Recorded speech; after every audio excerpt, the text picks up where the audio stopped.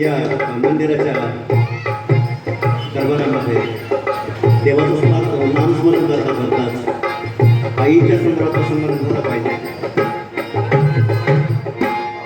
आईचं स्मरण झालं पाहिजे. कारण आई हे आपलं दैवत आहे, कुलदैवत आहे असं आपण सगळेच म्हणतो. मनोराणा नावाचे आमचे दिल्लीचे कवी मित्र ते खूप सुंदर म्हणतात की हे अंधेरे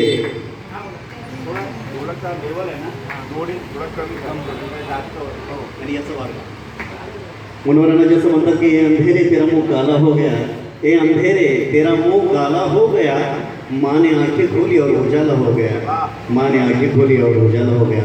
तीच आईची प्रार्थनाच आहे. आज मंदिराच्या गाभाऱ्यामध्ये करत असताना मला अत्यंत अनुभव आहे.